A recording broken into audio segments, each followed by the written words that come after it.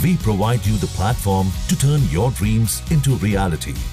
Give wings to your aspirations with KR Mangalam University.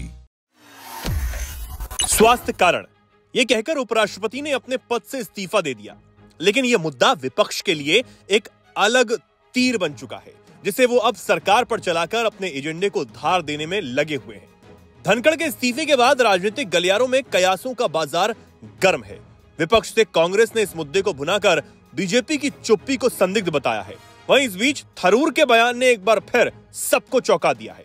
दरअसल कांग्रेस के वरिष्ठ सांसद और नेता, जिन पर इन दिनों भाजपा वाली लाइन पर चलने के आरोप भी लगते हैं, उन्होंने फिर से अपनी पार्टी लाइन से हटकर धनखड़ के इस्तीफे पर अपनी बात रख दी है।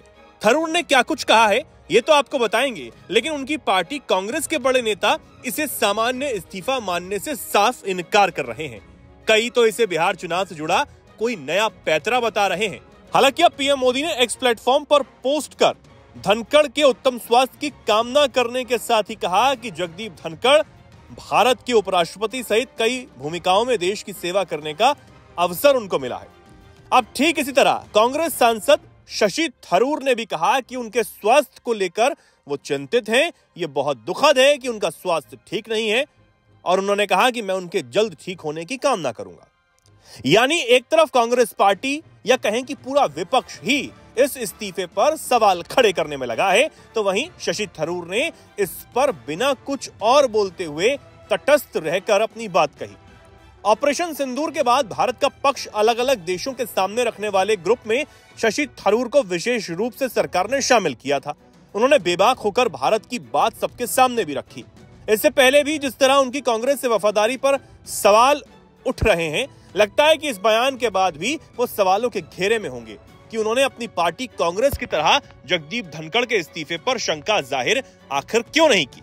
वहीं उपराष्ट्रपति जगदीप धनखड़ का इस्तीफा मंगलवार को राष्ट्रपति द्रौपदी मुर्मू ने मंजूर कर लिया है। राज्यसभा में पीठासीन घनश्याम तिवारी ने ये जानकारी दी। दूसरी तरफ राज्यसभा के उपसभापति और जेडीयू सांसद हरिवंश ने राष्ट्रपति भवन में राष्ट्रपति द्रौपदी मुर्मू से मुलाकात की।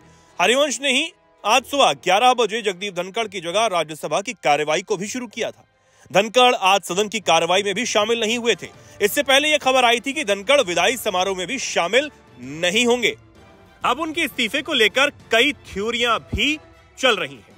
वैसे तो देखना होगा कि अब अगला उपराष्ट्रपति कौन होगा, किसे ये बड़ी जिम्मेदारी मिलेगी। लेकिन ये साफ है कि इस मॉनसून सत्र के अंत तक जगदीप धनखड़ के इस्तीफे का मुद्दा गर्म रहने वाला है।